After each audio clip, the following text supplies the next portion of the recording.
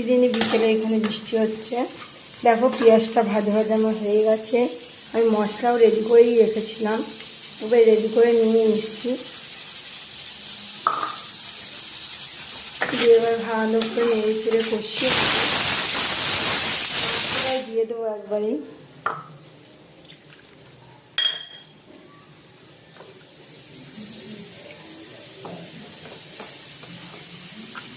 আর যে জল নিয়ে নিলাম, আর এর মধ্যে চিকেনগুলো আমি সবই দিয়ে দেবো। দিয়ে বাটিতে একটু জল এনে রেডি করে রাখতে হবে, নাহলে কষাতে পারবো না। আর যত ভালো করে কষাবে তত কিন্তু স্বাদটা বাড়বে।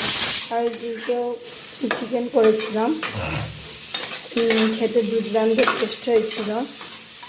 তাই চলো বাটিতে একটু জল রেডি করি। এই বাটিতে যে জল আছে মশলার,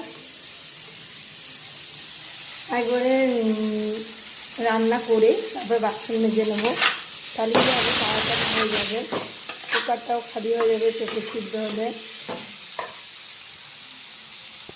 এতক্ষণে বন্ধুরা রোদ উঠেছে দেখো।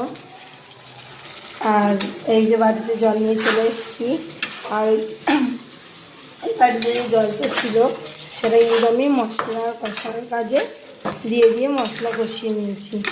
একটু ভালো করে কষিয়ে নেব, দিয়ে পরিমাণ মতো জল দিয়ে দেবো। দিয়ে পেঁপেটা বের করেও এরপরে রাখবো, ভর্তা বানিয়ে রাখবো। পেঁপে ভর্তা কিন্তু খেতে খুবই ভালো লাগে। ওর মধ্যে একটু গোটা জিরে হলে আরও ভালো হতো।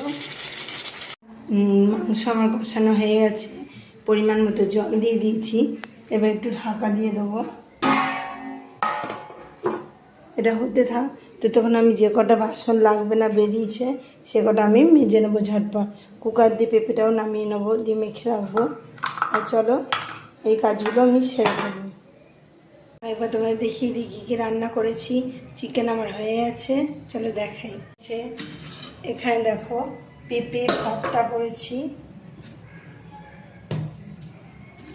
আর এখানে ডাল, এখানে দেখো চিকেন কারি। পেঁপে ভর্তা কিন্তু বেশ লাগে খেতে। আর এখানে পেঁপে কাটলেই দেখছি পেঁপের মধ্যে লাল লাল বেরোয়, সেই জন্য পেঁপের তরকারি কদিন খেয়েছি আর ভালো লাগছে না, সেটা আজ একটু অন্যরকমভাবে করলাম। আর এটা হচ্ছে চিকেন, কেমন হচ্ছে জানিও কমেন্টে।